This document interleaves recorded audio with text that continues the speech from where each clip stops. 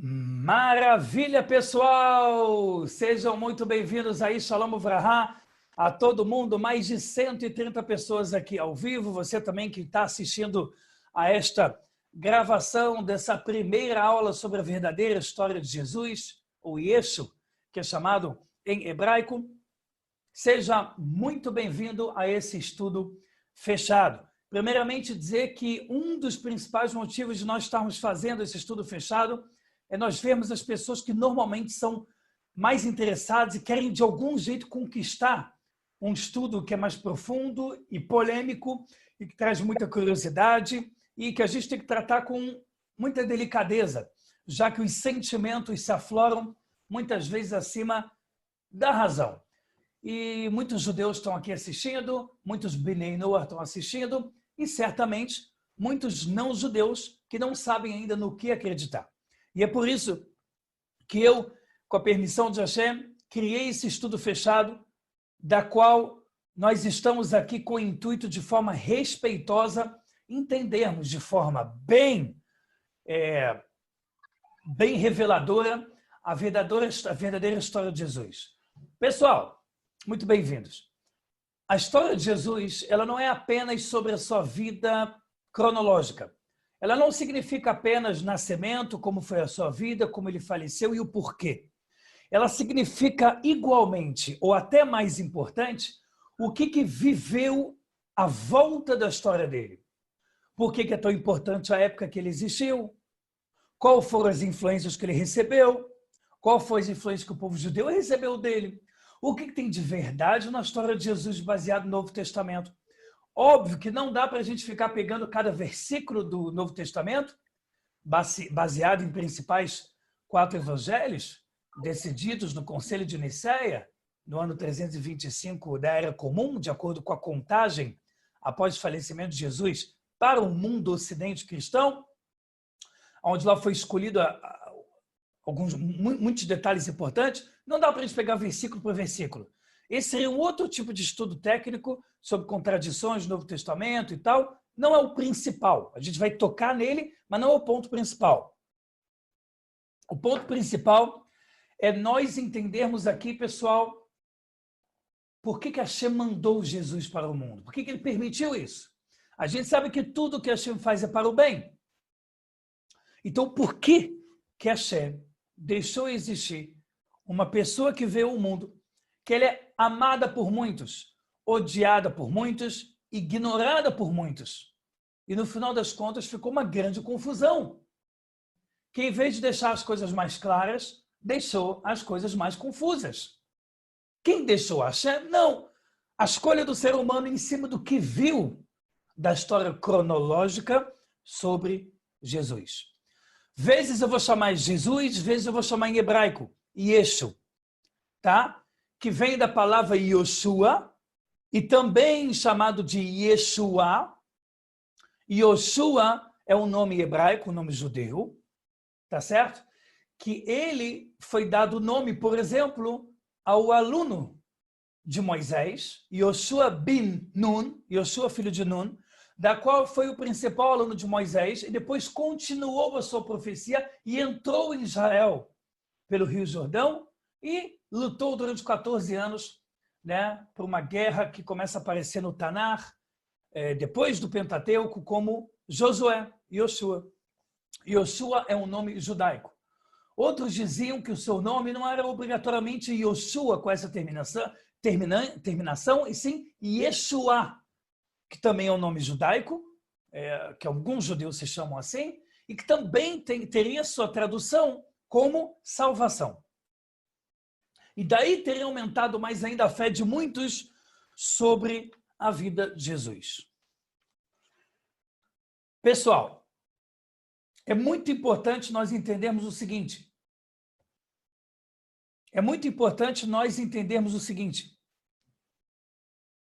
A história de Jesus são muitas. Algumas verdadeiras e muitas falsas. Existe como o Ocidente viu Jesus e existe como o Ocidente, através dos historiadores, nas últimas centenas de anos, estudaram a história de Jesus.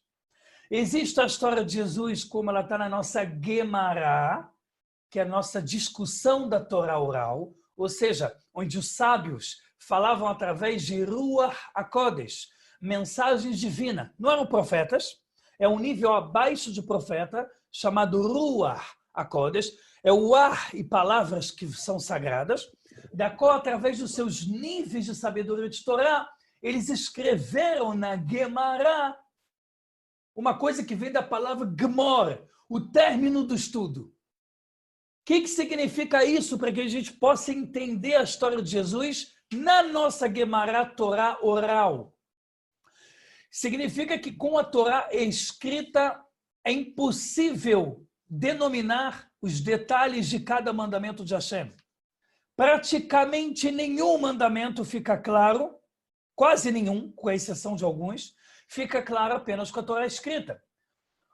A circuncisão, o Brit Milá, foi colocado como uma mitzvah em Avraham, nele mesmo com 99 anos, depois para com seu filho Yitzhak, com 8 dias de vida. Mas a Torá não fala que tipo de material você pode fazer o Brit Milá. É uma pedra afiada, que no caso usavam antigamente? Pode ser uma espécie de uma coisa criada pelo homem, entre aspas, uma formação de um plástico ou algo que seja, em tese, uma imitação, algo sintético? Tem que ser aço, tem que ser algo que seja de ferro, tem que ser de cobre, tem que ser de ouro? Que parte do dia do 8º dia você faz? Em quais casos empurra-se a data do Brit Milá? Tem casos que você faz o Brit Milá antes dos 8 dias? Quantas pessoas precisam no local para ser feita a circuncisão judaica, em hebraico Brit Milá? Qual é a parte do pênis do bebê que se retira? Pode-se tirar menos do que aquilo? Pode-se tirar alguma pele a mais do que aquilo? Nada disso está na Torá escrita. Seria simplesmente hipócrita dizer que pela Torá escrita somente eu sei tudo. Você precisa saber o que Hashem falou para Moisés oralmente e que foi passado de geração em geração, como se encontra no Pirkei Avot, Ética dos Pais, 1º capítulo, da qual a gente começa a saber quem foram os sábios, ou a época das duplas, época dos casais, que eram dupla de sábios, onde um era o chefe do Sanhedrin, do grande rabinato da geração, e outro era o príncipe do povo judeu. Como a própria época do Hillel e Shammai, talvez os mais famosos, que discutiam em alguns pontos e costumes de como servir melhor a Hashem. Tudo isso importa demais para a gente. Tudo isso importa demais para a gente. Porque a partir do momento que a gente chega na nossa Guemará, a gente precisa entender o seguinte. Toda vontade de Hashem, ela foi passada através de profecia. Mas Hashem criou um mundo da qual poucos eram profetas, certo? Depois que acabou a profecia, no caso, depois do 2º templo, preste atenção nisso, depois da destruição do 2º templo, terminou a profecia do mundo. Quem foi um dos justos, sábios, que viu a destruição do 2º templo? Rabi Akiva. Ele tinha 65 anos ao ver os escombros e a destruição do templo. Existia na época Rabi Shimon bar Yochai, Rabi Meir Balanés, Rabi Elazar e outros muitos sábios. Rabi Eliezer, existia Rabi Yoshua ben Perahia, e muitos sábios existiam na época. Ok? A partir do momento que a Torá escrita sempre estava lá, registrada, em papéis, pergaminhos. Depois que a Torá oral foi escrita, o povo começou pela primeira vez a conseguir repartir daquela sabedoria para todos do povo. Por quê? Porque as pessoas já não tinham mais memória, não havia mais profecia para conseguir lembrar de cada explicação sobre cada mandamento dos 613 mandamentos. Nós sabemos que existem 613 mandamentos da Torá. Dentro de cada mandamento da Torá, existem páginas, se não dezenas e se não centenas, às vezes, de páginas, para explicar como fazer aquele mandamento em vários tipos de situações diferentes. Como, por exemplo, uma mitzvah, um mandamento da Torá chamado Bikur Holim. de você visitar um doente. Será que eu posso visitar um doente idólatra? Será que eu posso visitar um doente que, por motivo de tratamento, ele está sem roupa? E aí entra questões de recato? Será que eu posso visitar uma mulher? Um homem pode visitar uma mulher, ainda mais quando está mal vestida ou quando ela está em nidá, dias que ela está de purificação, que é o ciclo menstrual. Quantas e quantas perguntas existem? Será que pode fazer em Shabat? Será que pode ser fora da cidade? E uma pessoa que se tornou um perverso, eu posso visitar ele? Não. Nada disso a Torá escrita fala de forma direta. Ou seja, existem várias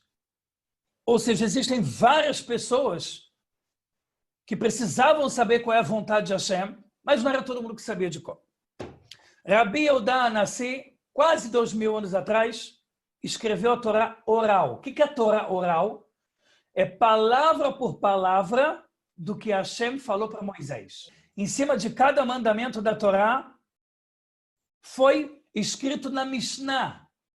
Mishnah significa leshanot, que vem de estudar, e também Mishnah vem de leshanen, que significa repetir aquele estudo. O povo judeu, quando recebeu a Torá oral, que foi um pouco depois, relativamente um pouco depois da morte de Jesus, por volta de 200 anos depois, pouco mais até, o povo tinha nas mãos a explicação direta de Hashem para Moisés no Monte Sinai sobre a Torá oral. Mas ainda faltava uma questão. E as perguntas que aparecem e apareceram durante as gerações após a entrega da Torá oral. E se eu não estiver num país assim, eu posso fazer um costume assado? E se eu estiver no Shabat e o costume é usar roupa branca, pela Kabbalah, por exemplo, que é muito importante, mas o costume do local é só roupa preta. Muitas dúvidas, às vezes parecendo sem importância ou com muita importância, foram aparecendo. E aí começou-se a existir mais ainda a necessidade da Guemará, que é a discussão entre os sábios para saber até onde o raciocínio do que Hashem passou para Moisés tocava nas perguntas pormenores de cada ser humano quando estudava a Torá. Então, a nossa Guemará, que é a discussão dos sábios, discussão no bom sentido, de cada um leocif, cada um aumentar mais sabedoria sobre o outro, ela é parte de todo o nosso arquivo espiritual do manual do mundo chamado Torá. Para a gente poder ir para o nascimento de Jesus, a gente precisa entender. Quando se fala estou estudando Torá ou estou ensinando Torá, pode significar Torá escrita, Torá oral, Guemará, Midrash. Todos os livros foram escritos pelos sábios e são considerados corretos. Ou seja, não foram feitos por pessoas reformistas que tentaram modificar a Torá a seu prazer ou seu interesse financeiro. Eles realmente mantiveram, sem corromper, sem trair as fontes, mantiveram o sistema que Hashem criou como perfeição para o mundo, que é Torá. Torá vem da palavra em hebraico do verbo lehorot, que significa orientar. A partir do momento que Hashem orienta o mundo, dentro das suas minúcias, todos sabem como agir, independente de qual geração estão, em qual cultura estão. Certo? E aí vem o seguinte. Uma boa parte da história de Jesus, ela foi censurada e retirada à força, através de muito sofrimento, pela Igreja Católica. E o motivo era muito claro. Controle, medo e poder. Vamos entender isso. O que significa controle, medo e poder? Existia antigamente, na época de Yeshua, Jesus, existia uma guerra muito grande de pensamentos entre o paganismo, né, que não é uma religião específica, são várias seitas pagãs, aonde cada um cultua algum tipo de força que eles consideram Deus, idolatria, muitas vezes sem pé nem cabeça, ou alguns porque coincidiram com algo que ele conectou. Exemplo. Estão falando que vai ter lua vermelha hoje, uma lua avermelhada, que é um fator natural que ocorre. Aí a pessoa diz, se a lua ficar vermelha, é porque meus inimigos vão cair. Vamos supor que a pessoa criou essa regra. E aí, deu certo, a lua ficou vermelha. Ele vai começar a falar que o Deus, a lua vermelha é um Deus. Isso é uma espécie de paganismo na época de Jesus, por exemplo, que veio antes de Jesus também depois. Já que os romanos estavam dominando Israel, e eles dominaram por muitas décadas, até de fato destruir o templo do Beit HaMikdash através de Titus, que era aquele que foi mandado para destruir Jerusalém.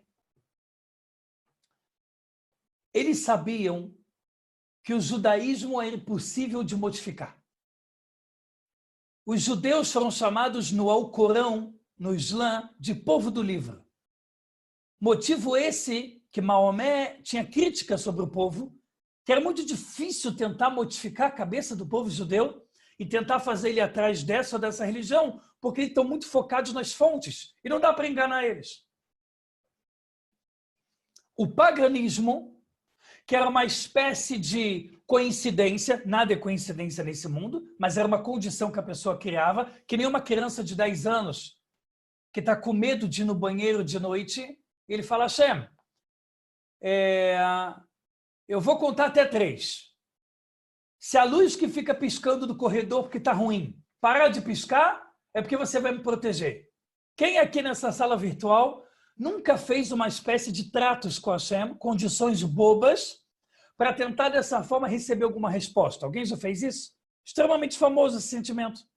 Hashem, se tal pessoa me ligar dentro de 10 minutos, é porque eu vou ter sorte. Se tal coisa não sei o quê, é porque eu vou me dar bem. É uma mistura de toque, que é uma visão extremamente fechada e quadrada, aonde eu entro dentro, mergulho dentro de regras simples, como quem nunca, como criança, quando estava andando na galeria do seu prédio ou na rua, não ficava pulando nos quadrados brancos e pretos que existiam da rua e dizia, eu só posso pisar em quadrado preto. Ia pulando os quadrados pretos. E se pisasse no branco sem querer, perdia um ponto. O cara criava para si mesmo alguma regra. Né? Bom, como vocês estão comentando aqui, quem nunca fez isso? Muitas vezes, não é? Normal, isso é o normal. Esse é o comum. Pessoal, o paganismo, ele tinha na época romana uma vantagem maravilhosa. Ela era uma imposição de cada seita, cada família, cada culto, que era imposto por conveniência, para que assim eu pudesse ter um mínimo de controle. Por exemplo, não brigue com a sua mãe, você vai enfurecer os deuses. Não se importe com essa beleza. Não havia beleza bela como a deusa tal. Se você falar mal da beleza da mulher da tua esposa, você está indo contra a beleza da mulher tal. E aí cada um. Na África antiga se dava Iemanjá, que é o nome em hebraico para quem não sabe. Iemen, Yah. Yam é mar em hebraico, e Yah é Deus. Iemanjá, o J no latim, para muitas línguas, o J é Yah. Significa que o mar, por exemplo, é a deusa mar. O Afrodite na Grécia, enfim, e outros lugares, que colocavam algum tipo de força e conectavam ela como algo divino. Certo, pessoal? Ok. Qual era o intuito, então? O intuito é falar, bom, o judaísmo não dá para quebrar. Até hoje, quando você pega um Pentateuco, Torá, Pentateuco é desde Gênesis até a morte de Moshe Rabbeinu, quando ele abençoa Yoshua ben Nun, Josué, e passa a força, a profecia para ele. Desde lá até cá é chamado Pentateuco. É o rolo das 5 partes da Torá. Bereshit, Shemot, Vaikra, Bamidbar e Dvarim, que é chamado Gênesis até Deuteronômio. Esse livro você encontra 2.000 anos atrás, 3.000 anos atrás e é o mesmo. Não existe uma letra diferente entre a Torá encontrada 3.000 anos atrás e a de hoje. Mas na época romana, onde eles tinham uma grande briga entre o paganismo, que era uma coisa meio aleatória, né? Uma fé muito aleatória, muito baseada em sinais do dia. Eles tinham também uma grande possibilidade de fazer história. Que é, vocês estão vendo que eu não estou sendo cronológico, vocês vão entender o porquê. Para eu falar do nascimento de Jesus, eu preciso explicar toda a história para vocês do que fazia parte daquela época. Roma entendia que se ele conseguisse juntar o paganismo daquela geração, principalmente do seu povo de Roma, que eles pensavam, nós somos os sábios, a gente vai dominar o mundo com o nosso pensamento. Se eles conseguissem juntar isso com alguma base de verdade da Torá, alguma base. Por exemplo, não ir contra Deus ter criado o mundo em 6 dias descansado no 7º. Como, por exemplo, não ir contra que Deus deu a Torá para o povo judeu no Monte Sinai. Não vamos mexer com isso que a gente vai se dar mal. Os judeus vão provar para a gente que eles estão certos. Então, como eu junto o paganismo com uma Bíblia frágil, quase sem provas, mas que é o bastante para inglês ver. O povo vai ficar feliz. Vou falar para vocês mais um passo e vamos ir para o nascimento de Jesus. Quando Constantino I, que ele foi o cara inteligente de construir a religião cristã, e não importa aqui se a pessoa é católica ou evangélica, todos vão partir do mesmo princípio, desse princípio completamente errado. Ele fez o seguinte: a gente vai fazer uma votação em cima dos evangelhos existentes. Na época existia 70 e poucos evangelhos diferentes, quase 80. Cada um tinha uma história diferente sobre Jesus. Uns falavam que Jesus pecou, outros falavam que Jesus era um profeta, outros falavam que ele era um rabino apenas, outros falavam que ele era Deus, outros falavam que ele era filho de Deus, outros falavam que ele era representação de Deus. Cada um falava uma coisa diferente. No final das contas, eles pegaram apenas 4 evangelhos, e a gente vai falar disso melhor depois. E quem votasse contra ia ser exilado e perseguido. No final das contas, eles decidiram uma Bíblia chamada Novo Testamento, que é um marketing maravilhoso, porque tudo que você chama de novo significa que algo era velho, ou seja, a Torá é obsoleta, o que Deus fala deve ter validade, então ele tem que renovar, são novos tempos. E é um erro, se fosse assim, a cada 1.000, 2.000 anos tinha que ter uma nova Torá. Deus tinha que aparecer e fazer um monte de sinais de novo com milhões de pessoas, coisa que ele só fez uma vez na história. Ele nunca mudou de história, galera, junto, nunca. Depois depois que Deus entregou a Torá para o povo judeu, todas as outras religiões foram criadas de ouvido. Alguém me contou, Deus me disse no sonho que agora tudo mudou. Meus próprios alunos disseram que sonharam. Eu sonhei que eu sou Deus. Depois da Torá ter sido dada ao povo judeu, todas as religiões, sem nenhuma exceção, foram criadas de tititi, tchá-tchá-tchá, me disseram no ouvido, me contaram, me escreveram no WhatsApp. Não houve nada real. A não ser a sabedoria e inteligência de Constantino I, que falou o seguinte: o problema é o paganismo, e muitos querem se rebelar contra o paganismo. O problema são os não-judeus, que se sentem mal porque não são judeus. Então a gente cria alguma ideia aqui que é perfeita. Ela é anti-judaica, mas ela se baseia em qualquer coisa. E aí mudaram, por exemplo, Constantino, o dia sagrado de sábado, que era Shabat, passou para que dia, pessoal? Passou para domingo. E por que Constantino mudou sábado, o dia sagrado, para domingo? Alguém conhece algum versículo da Torá escrita, considerando os profetas, considerando os escribas, que é o Cântico dos Cânticos, Coelet, Mishlei, que são provérbios, os livros do rei Salomão, Megilat, rolo de Ruth, a história de Purim, que é rolo de Esther. Alguém conhece de toda a Torá escrita, que não só os 5 livros Gênesis até o Deuteronômio, considerando todos os profetas, Daniel, Jeremias, Isaías, considerando tudo. Alguém conhece algum lugar que diz que domingo é um dia sagrado? Que domingo é o dia do descanso? Não! Então, no que Constantino se baseou? Percebam a manobra sagaz. O cara era muito inteligente. Ele passou para domingo. Assim a gente pode lutar contra os judeus, mas a gente pode manter o paganismo. Vocês sabem de onde veio o domingo? Os pagãos, no domingo, como o primeiro dia da semana, eles consideravam que era o dia do sol. É o dia do início. Então, eles, dessa forma, faziam idolatria para o sol. Como é que se fala domingo em inglês? Que é o inglês é uma das bases que veio do latim. Sunday. O que é Sunday? O dia do sol. O dia do sol em inglês, da palavra Sunday, significa que eles pegaram o paganismo, que era a conveniência de amar o Deus Sol, e jogar para uma Bíblia construída passo a passo, que no final deixou muitos erros e contradições, muitos erros cronológicos, inclusive, erros numéricos, até não poder mais, no Novo Testamento, mas que criou algo que valeria a pena para ambos. Pagãos e judeus que não estão a fim de cumprir a Torá ou não judeus. E assim foi construída um checkmate, uma tentativa de checkmate em relação à Torá.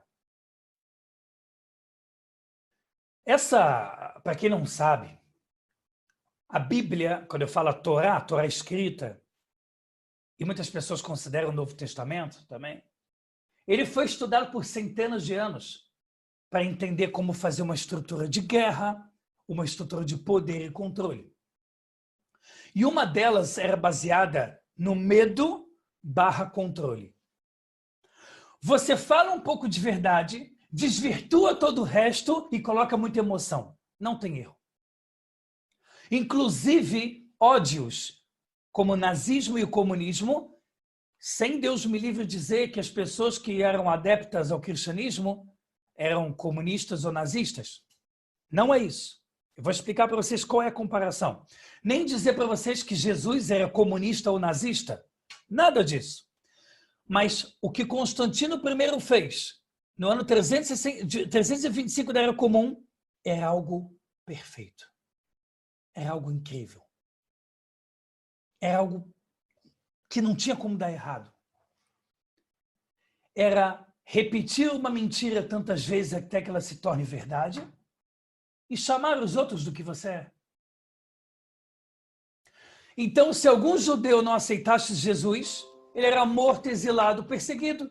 Ele era filho do Satã, como muitas vezes é chamado.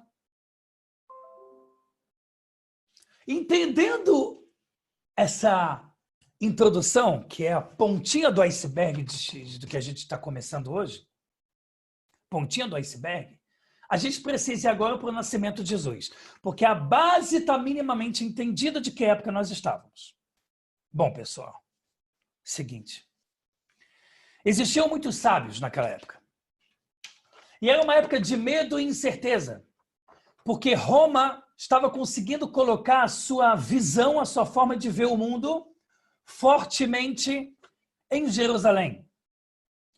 A cidade era massacrada, muitos judeus eram mortos, mulheres eram violentadas sexualmente, mulheres que queriam casar com judeus, judeu com judeu, muitas vezes tinham que ser primeiro humilhadas e impurificadas em relação sexual com romanos, para depois ir para um judeu. Então eles estavam matando a santidade do povo judeu. Vocês vão ver como é que lá na frente tudo foi aproveitado para criar algo, entre aspas, perfeito. Estávamos na época do final do Segundo Templo. Uma época de sábios imensamente grandes e, ao mesmo tempo, você tinha o início do que é chamado de Natsrut. A Natsrut, que seria cristianismo, veio de uma palavra da Guemará muito estranha. Preste atenção.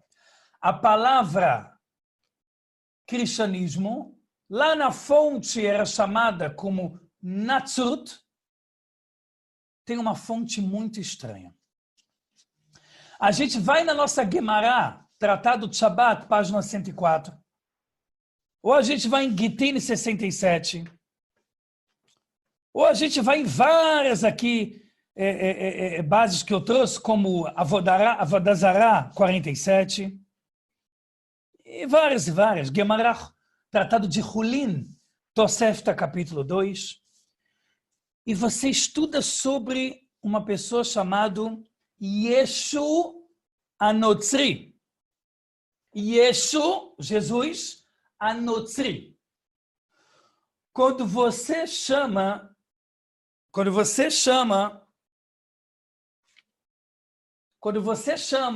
alguém por um codinome, normalmente é porque ele está ligado a alguma cidade que diz muito sobre ele, ou profissão. Quando você fala Yeshua Notzri, você procura em toda a Torá escrita e você fala, não tem cidade chamada Netzer, Natzri. Não tem essa cidade não existe. Não existe nenhuma cidade na Torá escrita, na Torá oral, e nem das cidades da época da destruição do templo de Rabi Akiva. Lembrando que Rabi Akiva, preste atenção, viveu na mesma época que Jesus viveu. E até hoje, existe uma discussão muito grande com quantos anos Jesus morreu. Você foi com 30 anos de idade, 40 anos de idade. E nessa época que tinha Yeshua Notzri, não existia base nenhuma para existir esse nome Notzer ou Netzer. A tradução de Notzri seria Anotzer, aquele que vai servir como um rebento, como um salvador. Notzer é algo que vem de uma dinastia para salvar. Percebeu-se, depois da história de Jesus, quando o povo judeu voltou a resgatar os seus livros sagrados, percebeu-se que esse nome tinha sido imposto pelos romanos, que estavam censurando a Torá oral. E depois fizeram isso nas cruzadas, tentaram, na Inquisição. A cruzada, parte dela foi 1400, por exemplo, 53, quando Maomé II estava destruindo a cidade de Constantino, outro Constantino, para dessa forma pegar Constantinopla, considerada a terra prometida, ou chamada também de maçã vermelha, a terra que junta o Mar Negro, o Mar Mediterrâneo, Europa, África, o lugar perfeito para dominar o mundo.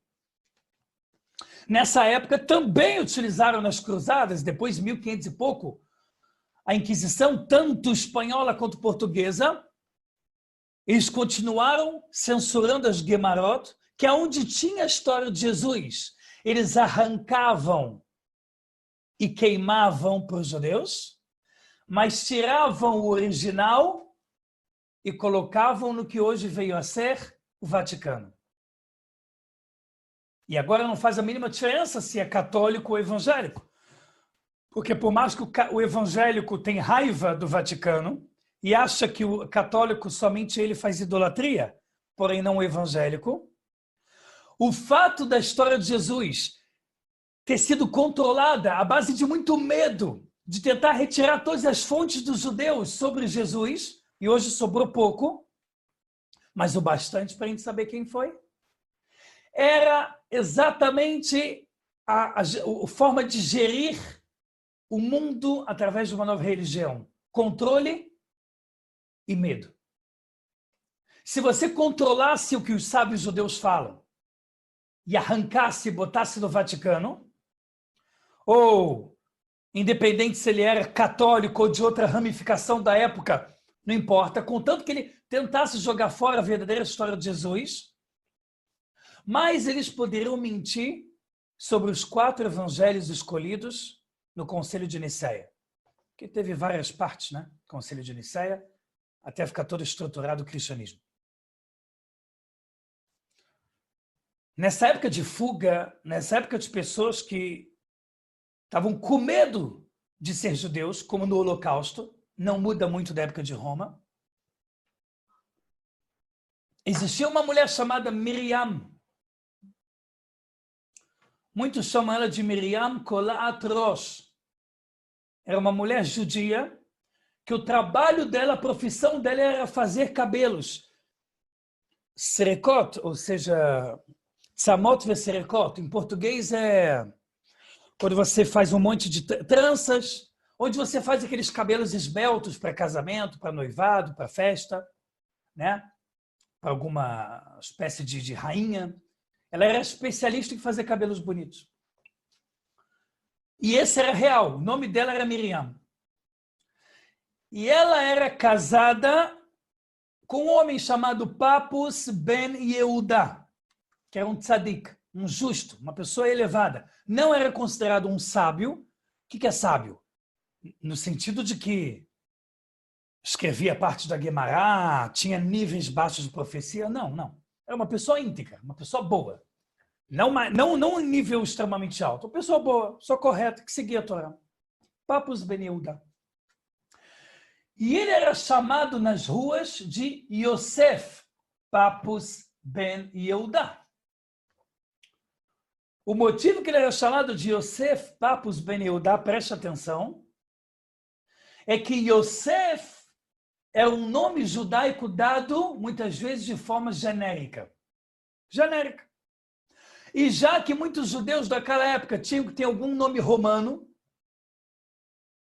eles mantinham muitas vezes algum nome secreto ou chamado pelos seus amigos como algo bem judaico, como Avraham, como Isaac, como Yaakov, ou Israel.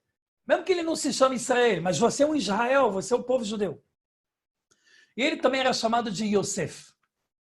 Devido a esse Kinui é um apelido, codinome Yosef, que a própria Guemará explica que existia, é daqui que o Novo Testamento tirou para chamar ele de Yosef, o carpinteiro.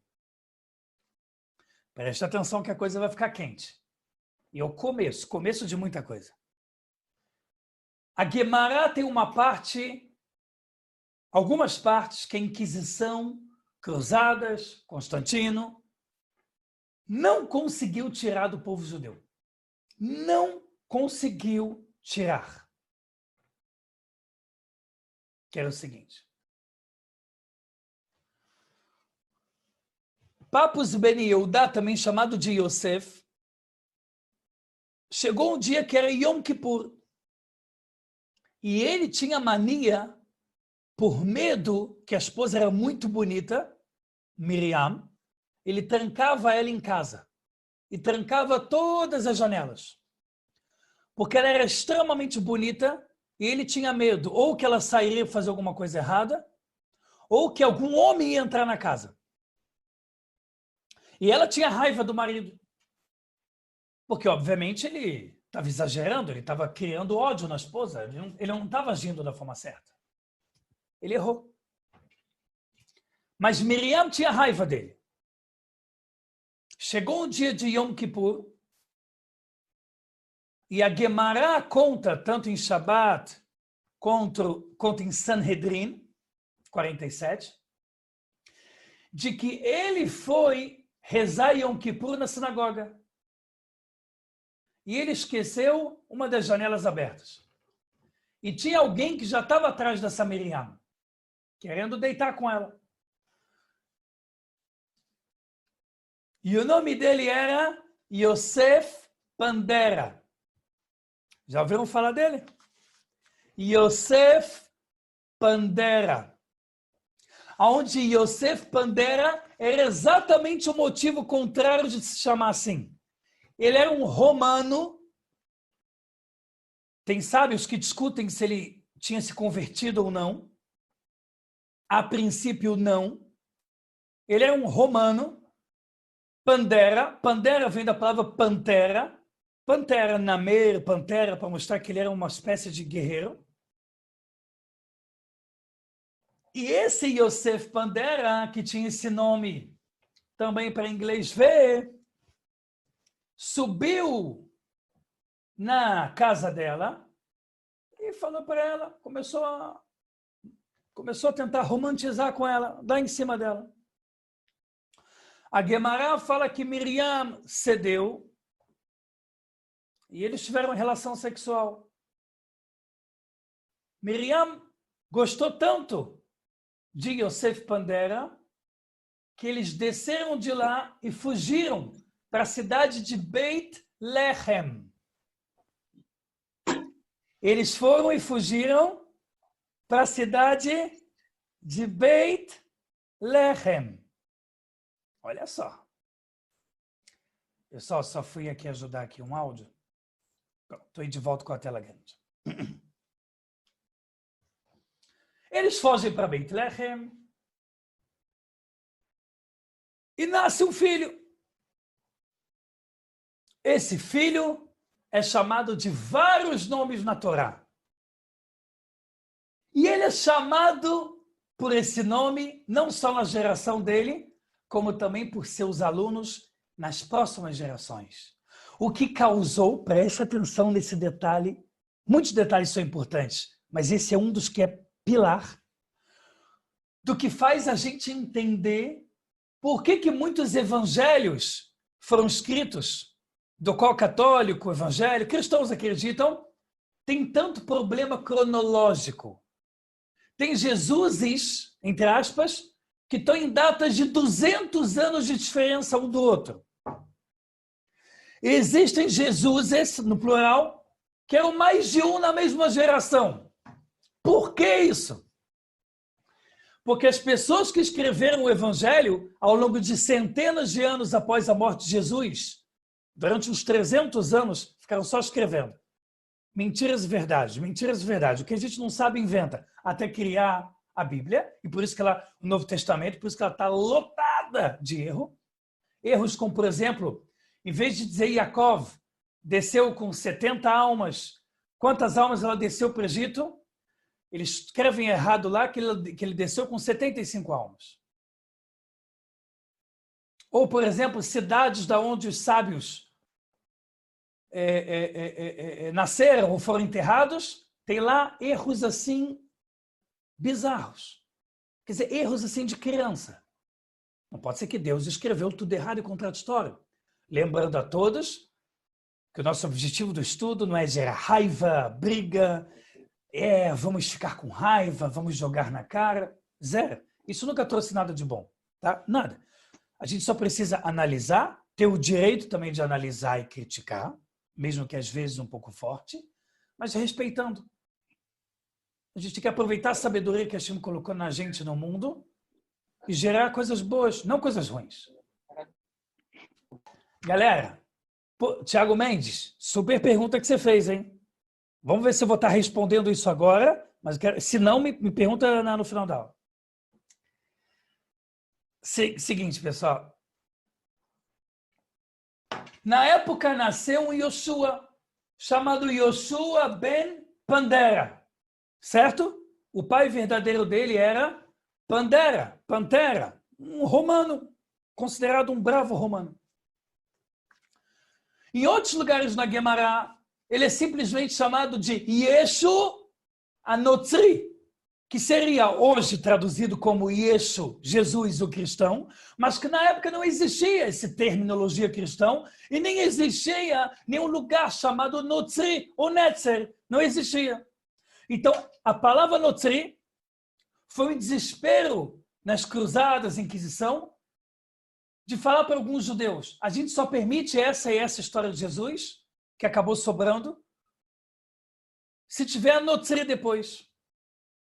Mas que as Gemarot mais antigas, que conseguiram resgatar parte da história verdadeira, não obrigatoriamente precisa da palavra Notzri. Então ele era chamado de alguns nomes. Yeshua Notzri, número 1. Yoshua ben Pandera, ou Yeshu ben Pandera. E número 3, um nome duplo. Yeshu ben Satá, ou Yeshu ben Satedá. Não fiquem confusos, vocês vão entender tudo.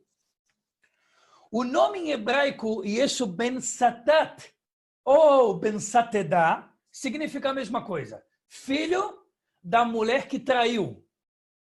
Ou também filho da mulher que era Sotá. Sotá é um caso da Torá que a mulher trai o marido, é pego por dois testemunhas 2 vezes, e ela bebe uma água no templo feita pelo sumo sacerdote, Kohen Gadol, e que nessa água eles escrevem no barro o nome inefável, elevado de Hashem, e apagam na água.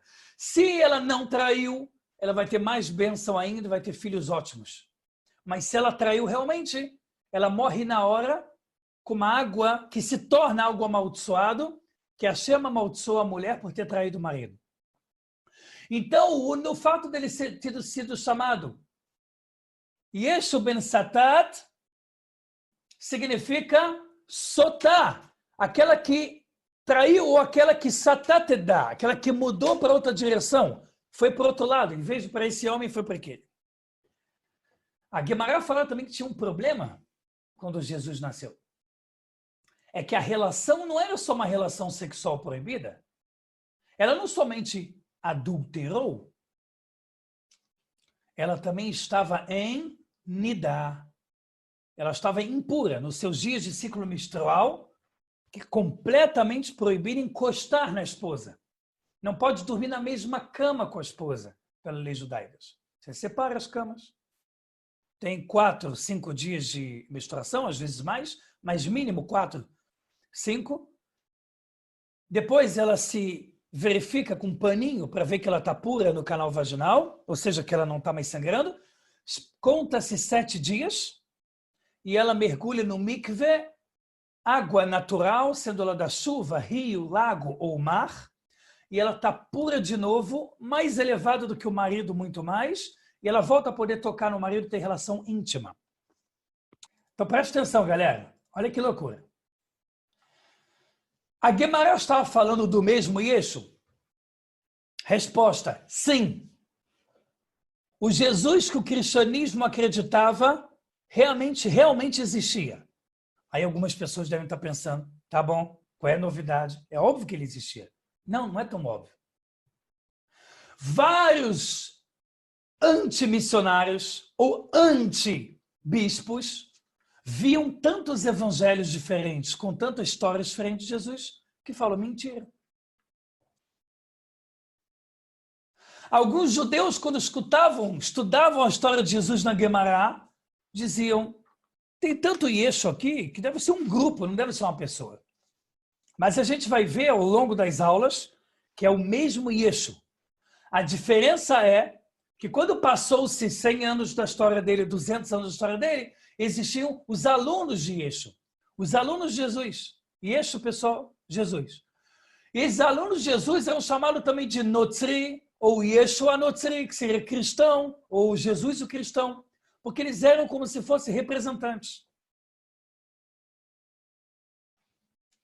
A Kabbalah também fala que a energia de uma pessoa passa para o seu aluno ou passa para o seu filho. Isso na Kabbalah é chamado de Ibur. É como se um pai passasse uma espécie de gestação contida no filho, que seria o gene da pessoa, os genes da pessoa. Um problema genético que pode ser passado hereditário, como diabetes, pressão alta, vício ao álcool, como todo mundo conhece hoje em dia pela ciência. Isso, espiritualmente, significa que quando você ensina algo errado, você passa para os seus alunos e eles mantêm aquele nome, eles mantêm aquele tesouro, mesmo que ruim, nas mãos. E a Guemará fala que não é à toa que muitas pessoas queiram pegar o nome dele, também ser chamado de Yeshu. Igual no islamismo. No islamismo, às vezes numa sala de aula, mais de 50% se chama de Muhammad, que em português é Maomé. Talvez vocês já ouviram falar nisso. Porque todo mundo quer o nome do seu guerreiro. Isso é outra coisa bonita do judaísmo. Você não precisa ficar forçando a barra falando só de Moshe Rabbeinu. Moisés é um nome comum, mas que não se repete muito. Normal. Não, tem Moisés, assim como tem turmas e turmas de aula que não tem nenhum Moisés. Porque a gente foca em Hashem, a gente foca em Deus. A gente não precisa de um Deus humano, um Deus que morre, um Deus que sofre por mim. A gente precisa de um Deus que criou o mundo e deu o manual. A gente precisa deixar a emoção fugir do nosso controle e se enganar. Então, o que acontece, pessoal? O que acontece? O que acontece é o seguinte. A partir do momento que Miriam tem esse filho, que veio de quando ela estava menstruada, e também veio do fato dela estar adulterando, nasce Jesus. E aqui tem uma dúvida. Será que ele só nasceu de uma impureza muito grande? Ou ele também era pela Torá, entrava na categoria de bastardo, mamzer, que é o pior nível pela Torá? De acordo com alguns Tanaim, rabinos da época da Mishnah, dizem que sim. Primeiro, porque mesmo de um não-judeu também é bastardo, quando é feito, né, a traição da esposa, é bastardo, por ter vindo de uma relação proibida. E tem gente que fala, não, só se ele for judeu. A questão é que se a gente pegar a opinião que o romano já tinha se convertido, era judeu, certeza Jesus nasceu como bastardo, que era problema grave para poder casar, estudar certas partes da Torá e por aí vai. Além disso, você tem uma forte opinião desde os Tanaim, que é a Mishnah, Torá oral, de que mesmo quando é goi, é não judeu, aquele que vai ser o amante da história, o filho também é bastardo. A Kabbalah fala, o Zohar Akadosh explica, que a pessoa que vem de uma relação proibida pela Torá, número 1, de uma mulher que ficou tendo relação menstruada, número 2, e ainda o amante podendo ter sido judeu, você tem um número de impurezas tão poderoso, que ele vem ao mundo como um fogo que queima muito mais do que aquece. Ou seja, ele vai estragar muito mais do que consertar. E isso é algo que a gente vai começar a entender em breve na aula que vem. Na aula que vem. Porque eu quero trazer mais um ponto para a aula de hoje, para a gente entender todo o início da história de Jesus, através de um rabino que eu nunca vi ter sido trazido numa aula sobre Jesus. Um rabino chamado Ramá del Valle. Foi aluno e amigo do Ramchal, no ano 1600. Ramchal é o rabino que escreveu o livro O Caminho dos Justos, ou O Caminho de Hashem. O famoso Rav Moshe Chaim Luzzatto. Quem conhece judaísmo há um tempo já viu pelo menos a capa do livro Caminho dos Justos, ou Caminho de Hashem, que é Mesilat Yesharim, Derech Hashem, Datu Tvunah. O Ramchal foi o rabino que depois do Arizal, mais explicou a fundo a Kabbalah em todos os detalhes. E o aluno dele, por acaso, vivia na Itália, em Roma, ao lado do Vaticano. E ele se chamava Ramá del Valle. Ele era uma sumidade de ser humano, um estudioso da Torá e da Kabbalah, algo que não se comparava a nada e a ninguém. E ele traz a Kabbalah para dizer o seguinte.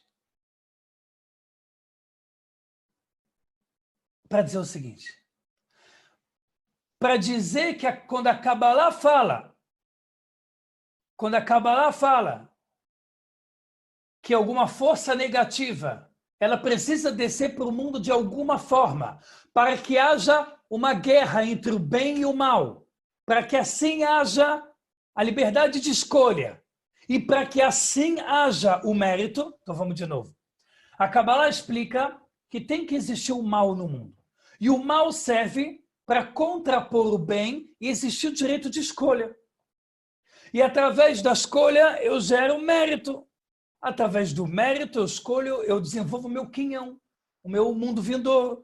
Eu desenvolvo a minha vida eterna com Mashiach Tzidkenu, Bimera Be'amenu. Mashiach verdadeiro que venha logo em nossos dias. Eu construo algo grande.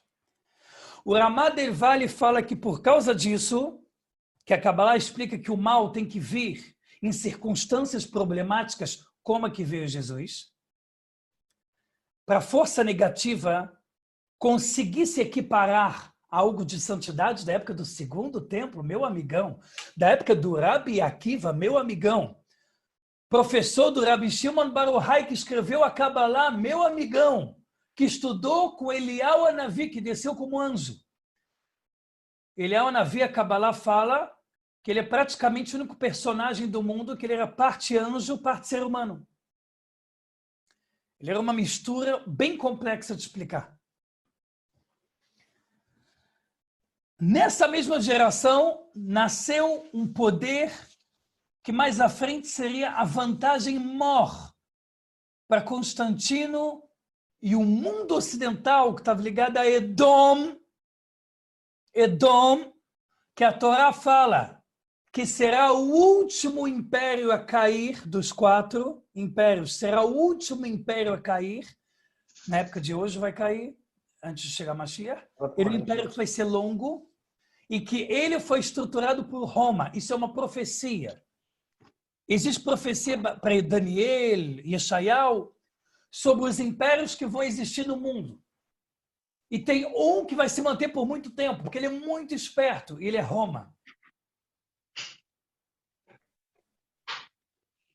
E Roma conseguiu pegar o que ele mais precisava, na hora que ele precisava, algo perfeito. Se Constantino tivesse existido na época de Jesus, não seria bom. Porque não ia existir tanta imaginação e tanta mentira para ser escrita, até vir o Concílio de Nicéia. Foi perfeito. Existia uma média de 80 evangelhos na época do Concílio de Nicéia, ano 325, e há historiadores que falam em até 200 evangelhos diferentes. Pelo menos existia 70 e poucos histórias diferentes de Jesus. Você tem noção do que é isso? Você precisa de muita fé cega.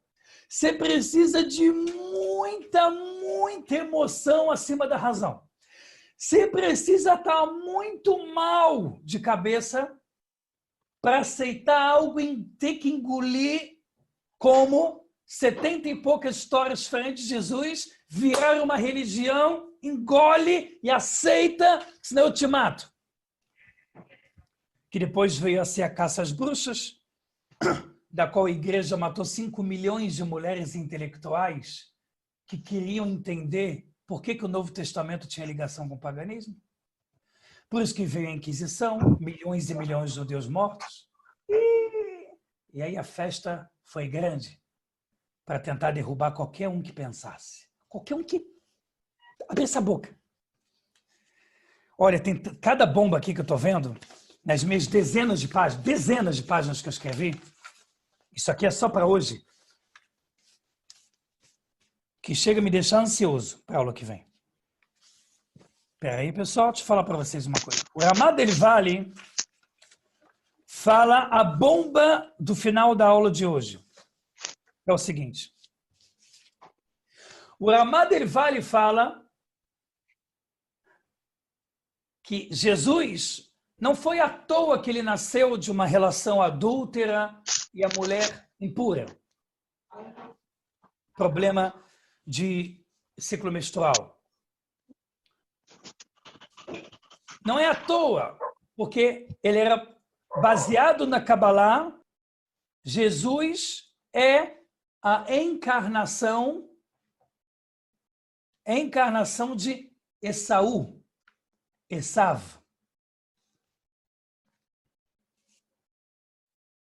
Esav filho de Yitzhak. Filho de Yitzhak esse, que a Torá fala que ele tinha um poder na fala que não era nada igual. Como é que a gente sabe disso? Vou explicar tudo para vocês, pessoal. Com certeza, Mário, Paulo era o grande marqueteiro, sem dúvida nenhuma. Aquele que não sabia explicar muito bem o seu líder, mas mantinha lealdade até o último dia de vida. Sistemas controláveis, que controlam, desculpa, precisam ter alguém muito leal. No caso foi Paulo, sem dúvida alguma. E a gente vai falar dele também, para entender a história de Jesus de verdade. Mas o que eu quero que você entenda é o seguinte. A Torá fala para a gente que Esav era um perverso. Ele era assassino. Mas existia apenas um mandamento da Torá que ele fazia como ninguém. Alguém sabe qual? Qual era o mandamento que ele fazia como ninguém ao ponto que ele tentava enganar o seu pai, Yitzhak? Muito bem, muito bem, muito bem, muito bem. Vocês estão respondendo, honrar o pai e mãe. Ele era chefe em honrar o pai e mãe. Por que ele era o master em honrar o pai e mãe?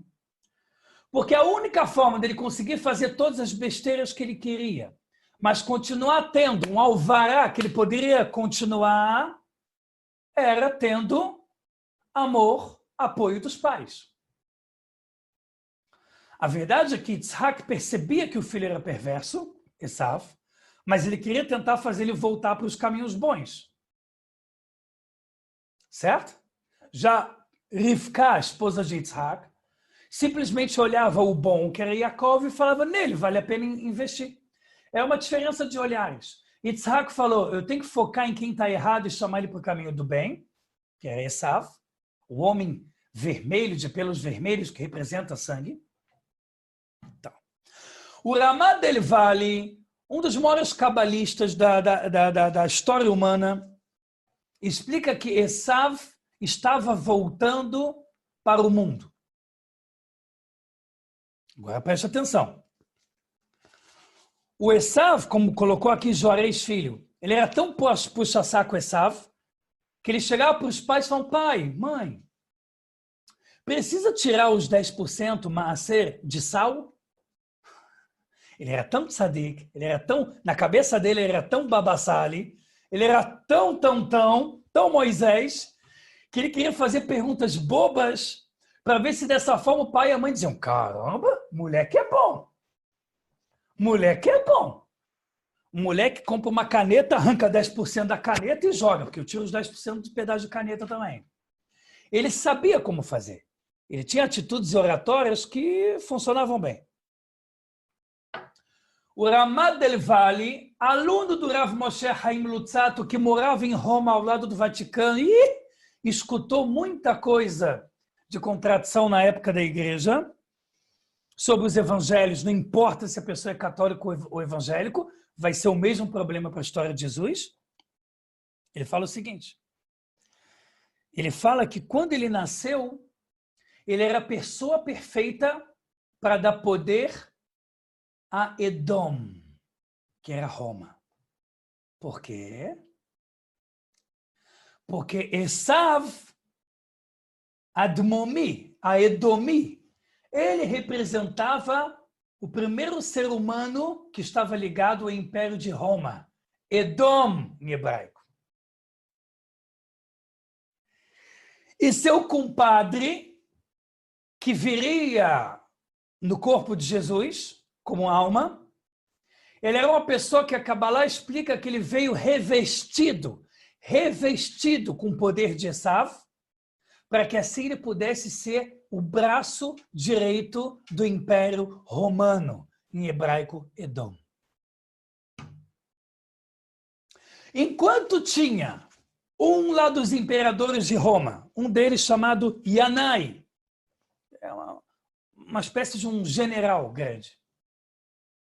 Enquanto ele matava a rodo os sábios, quando ele conquistaram Jerusalém, ele matava a rodo os sábios, existia alguém que eles entendiam que poderia ser o coringa contra os judeus. E neles não mexiam. e ele chamava Jesus Yeshu ben Pandera. Ele veio de um pai romano, com o pecado ligado ao sangue, do ciclo menstrual ligado a Esav, e ele era a peça perfeita para tentar dividir santidade e impureza de uma vez por todas. De uma vez por todas.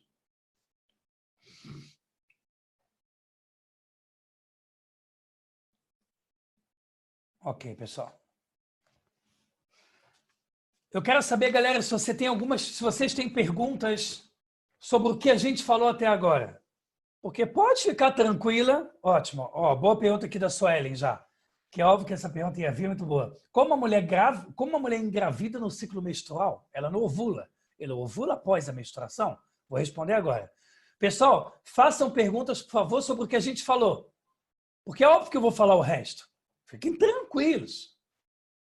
A gente vai aproveitar o nosso tempo de 1 hora por aula. Hoje a gente vai até estender com alegria para a gente falar tudo que tiver que falar. Podem ficar tranquilos. Podem ficar tranquilos.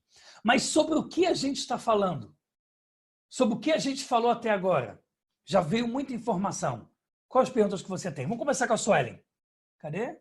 Como a mulher engravida no ciclo menstrual? Resposta. Ela não engravida do ciclo menstrual, mas ela está mantendo uma relação sexual com o marido que vem desde o ciclo menstrual. Ou seja, na época tinha o templo sagrado, né? O Beit HaMikdash.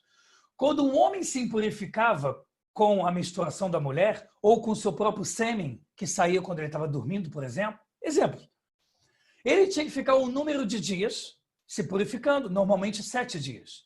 E tudo que ele sentava, cadeira, tudo mais, só podia ser usado por ele, porque estava impuro. O que eu quero dizer? A força da menstruação não vale só por agora, vale para tudo que ela está causando até o tempo à frente. Ela menstruada está tendo relação. Então ela está se impurificando mais e impurificando o marido. Daqui a pouco acaba a menstruação, os dois estão em um nível de impureza inacreditável, o sêmen que foi em vão, porque a mulher está menstruada e todas as relações sexuais que tiveram. E agora, quando vai ter uma relação sexual ovulando, todas essas impurezas vão se juntar e um filho vai nascer de todo esse carnaval. Esse é o problema. Alice, e a história do Yeshu, aluno do Rabi Yeshua ben Perahia? É esse mesmo. É esse mesmo. Yeshu, aluno do Rabi Yeshua ben Perahia, é esse. Só que a história dele em virar aluno de Yeshivá, o que ele estudou no Egito, qual era a conexão dele com o Beit HaMikdash? Será que ele fez milagres? Será que ele sabia fazer magias fortes? Era permitido ou proibido? Tudo isso nos próximos capítulos, Alice, sem dúvida. Mari, Jesus não seria a mistura de 2 Yeshu, citado no Talmud? Um veio 100 anos antes, era comum, e outro depois da era comum, há 2.000 anos atrás. O Yeshu que veio na época de Rabi Akiva, chamado Yeshu ben Pandera, ele é apenas um. É verdade, Mari. É verdade que há rabinos que opinam que existia mais de um Jesus. E os evangelhos que foram escritos pelos, em seguida, chamados cristãos, era uma junção de vários Jesuses e que valiam como apóstolos, entre aspas. Jesus A ensinou A, Jesus B ensinou B, o Jesus C e D ensinou C e D. Junta tudo e bota no evangelho. Realmente tem essa opinião, Mário. Mas eu fui bem a fundo. E 100% garantido falando para você, Mário, o Yeshu é um que a Torá está falando. O Yeshu, que o sobrinho de Titus, chamado Onkelos, sobrinho de Titus, que através de feitiçaria chamou para conversar, era Jesus e era esse. E vocês vão ver qual foi a conversa entre Onkelos, que se converteu e virou o maior tradutor da Torá para o aramaico, chamado Onkelos. Ele era sobrinho de Titus, que destruiu Jerusalém. Qual foi a conversa dele fazendo feitiçaria para conversar com a alma de Jesus? É o mesmo também. O mesmo. Só que esse Jesus que veio quase 200 anos, uns 160, 70 anos depois, ele era apenas aluno de Yeshu. E ele é chamado de Yeshu Anotzri porque ele representava o seguimento de Jesus.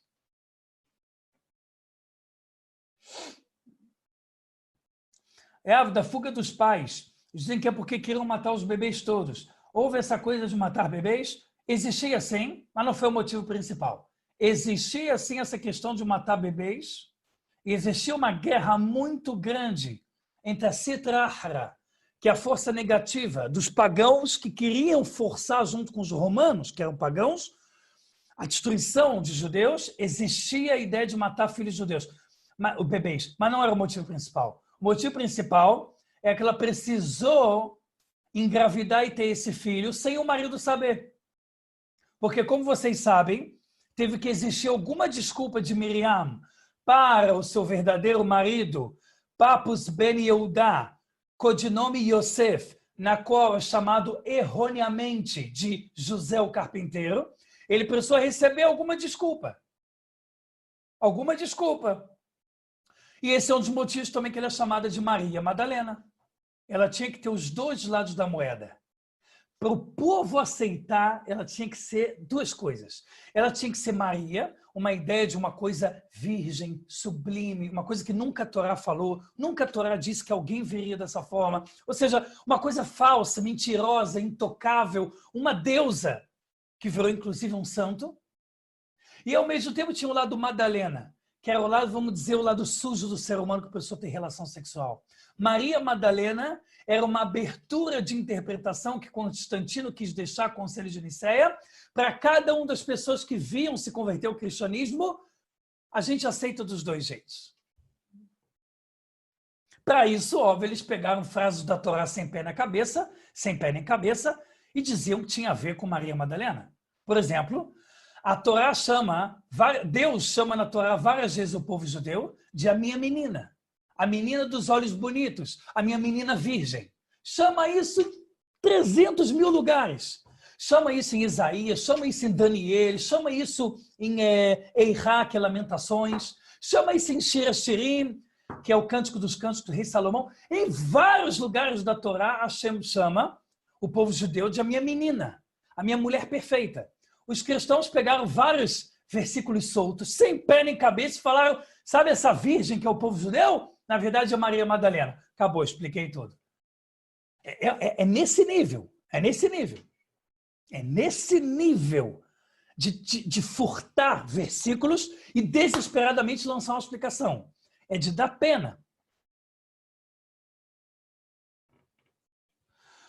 Rafael, e o esperma pode ficar vivo na região íntima da mulher por vários dias? Inicialmente, ele pode ficar 3 dias na mulher. Dificilmente vivo esse tempo. Por isso que o povo judeu teve que se santificar 3 dias antes da entrega da Torá, para ficar 3 dias esperando qualquer esperma sair. Agora, o esperma, a princípio, é uma coisa muito elevada. Só que, como o sexo é uma coisa muito difícil de controlar na mente do casal, principalmente do homem, muitas vezes ele acaba saindo com alguma certa impureza. Então, eu esperava esses 3 dias para entregar a Torá. Então, dificilmente ficaria o mesmo esperma, ainda mais que a acidez que existe do canal vaginal e de quando a mulher tá misturada, não deixa a esperma sobreviver.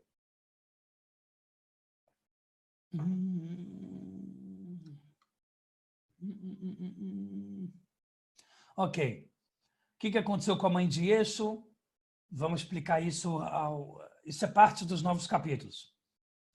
O que aconteceu com o marido dela quando descobriu? Parte dos próximos capítulos, pessoal. Isso é a continuação. Vamos lá. O Yeshu Ben Pandera é o mesmo que foi aluno do Rabbi Yoshua Ben Perahia? Sim, ele é o mesmo.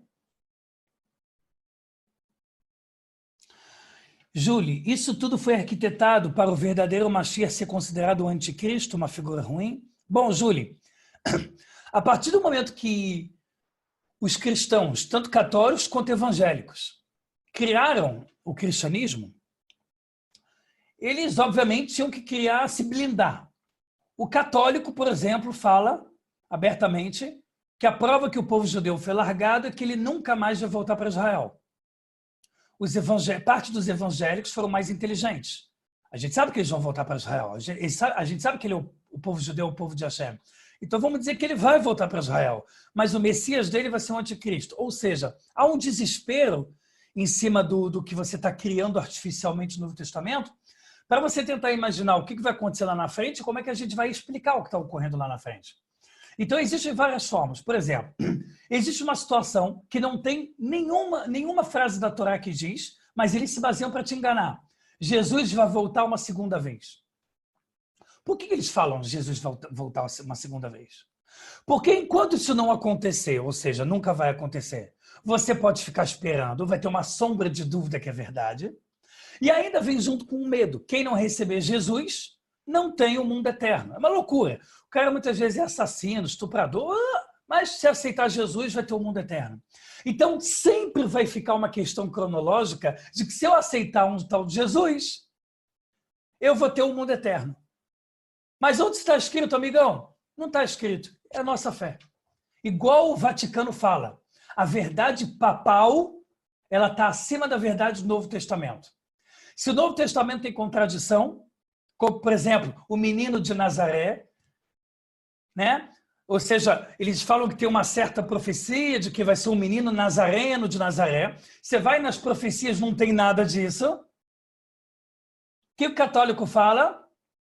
Agora vira o contrário a moeda. Agora o católico se dá mal e ele fala mentira. O que é mentira? Essa contradição não existe, a verdade papal determina que isso não aconteceu. Ou seja, o que não aconteceu? A contradição.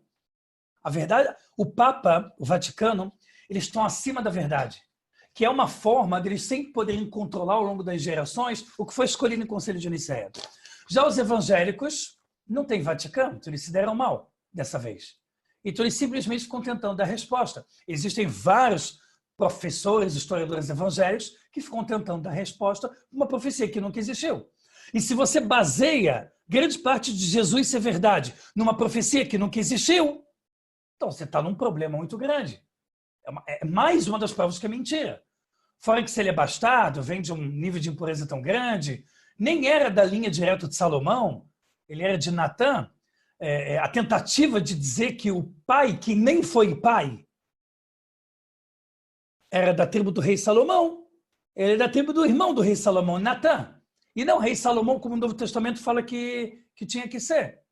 Olha a loucura. Sendo que o José o carpinteiro nem foi o pai, foi um romano. Quer dizer, nem tentar provar a dinastia do pai dá certo. É uma confusão sem fim. Tá? É assim, triste. Sim, Henrique, espermatozoide pode ficar viável até cerca de 3 dias. Mas é como a gente explicou, né? Sim. Dani, se esse Jesus é o mesmo que todo mundo conhece, a história de José e Maria é mentira, ele não é de todo mentira. Ele é pego quase nada de verdade e o resto você mente. É assim, Dani, se você me pergunta se eu sou médico e eu finjo que eu sou médico, a primeira coisa que eu faço é tentar levantar uma oratória de médico. Sei lá, tentar falar como médico. Quando eu perceber que você aceitou, eu começo a jogar a informação que eu quero. É simples, parece difícil, mas é simples. É por isso que todo o comunismo, todas as grandes ditaduras mentirosas faziam isso. Primeiro eles falam coisas com lógica.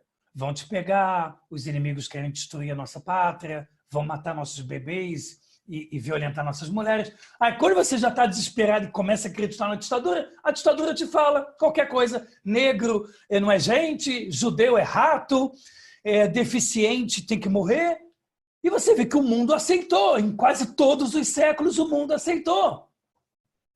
O mundo aceitou todas as barbaridades inacreditáveis em todas as gerações. O mundo aceitou. Para olhar a história do mundo. O mundo sempre aceitou barbaridade, contanto que tem um mínimo de história verdadeira. José existiu? Sim. Maria existiu? Sim. Mas que José? Quem foi a grande Maria? 70 e poucas histórias diferentes em evangelhos diferentes trouxeram no Concílio de Nicéia. Entendeu? É uma loucura. Yoshua era o mesmo Rabi Shimon Bar Halfai? Não. Não se trata da mesma pessoa. Sim. Jesus chegou a frequentar o Beit HaMikdash, conheceu o nome secreto, tudo isso é verdade. Isso é as próximas aulas. E a mulher pode menstruar dentro desse período? Como assim?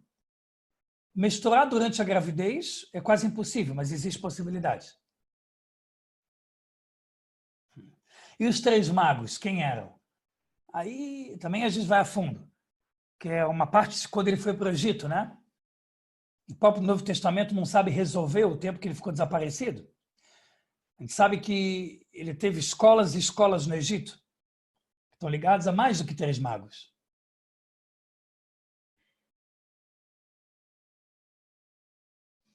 Um rabino disse que Yoshua ben Perahiah viveu uns 100 anos, 150 anos na época de Jesus. Como ele foi o nome dele? Isso, Gustavo, é quem acredita que foram vários Jesuses que no final das contas viraram um só Jesus. Isso é para quem acredita nisso.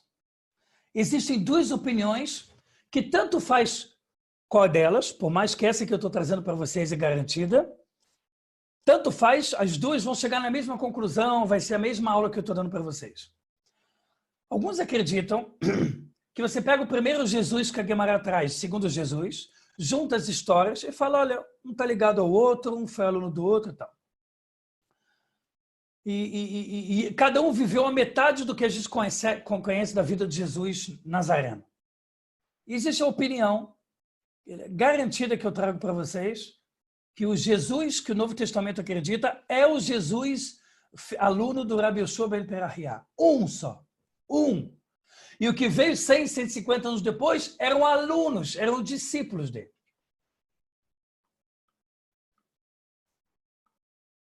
Yosef, o marido de Miriam, descobriu a traição. Bom, isso também é parte da história da Guimarães que foi retirada. Então, existem alguns sábios que fizeram algumas possibilidades em cima do que aconteceu de verdade com Yosef, o marido de Miriam. O que ele acreditou dessa história?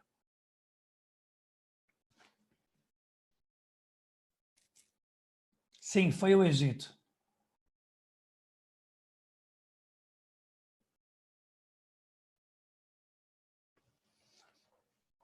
Pessoal,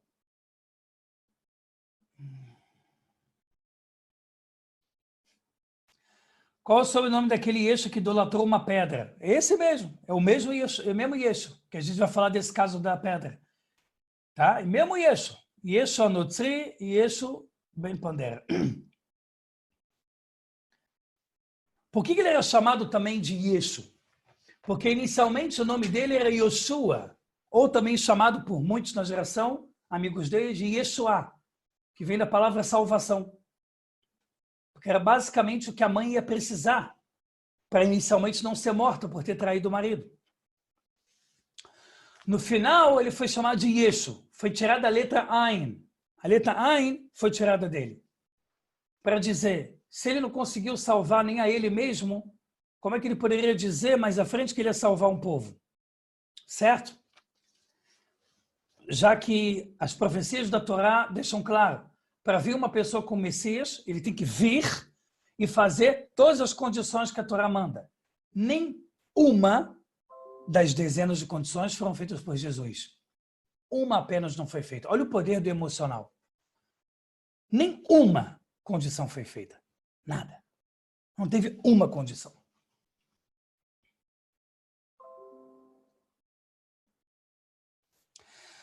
Essa é a questão das entidades e ligações com Yeshua e mãe de Yeshua. A gente também vai falar, mas isso já é mais à frente.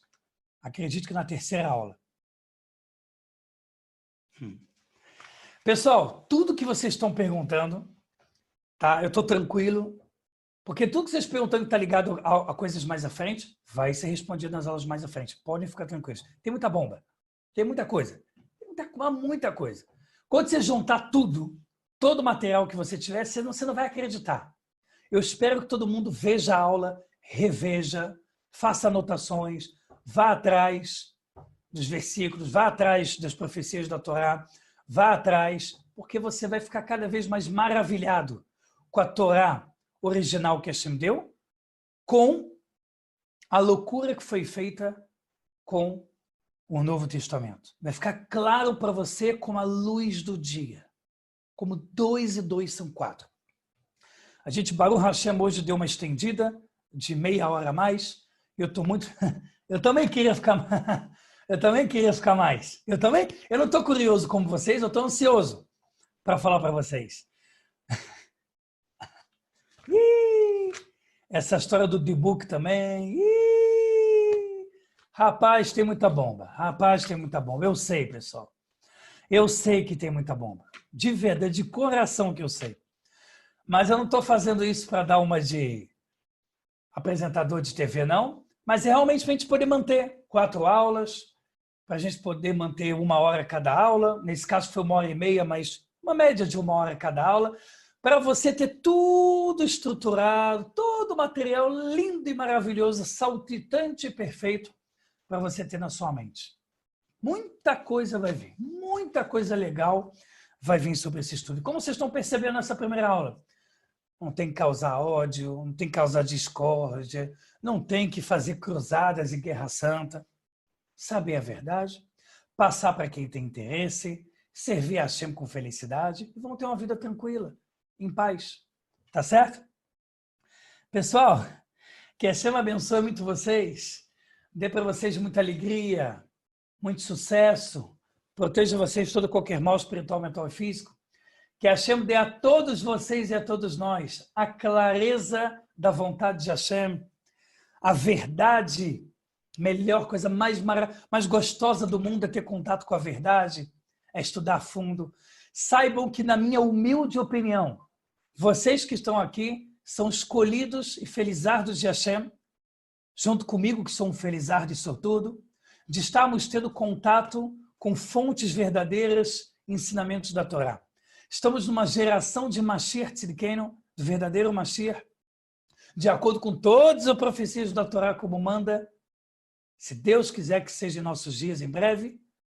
E nós, vocês, eu, estamos tendo o mérito de sentarmos e estudarmos a verdade. A parte pura, o diamante que fica para a gente como lição de moral. Tenho certeza, espero que vocês tenham gostado dessa aula e tenho certeza que vocês vão gostar muito e muito das próximas. Tá certo, pessoal?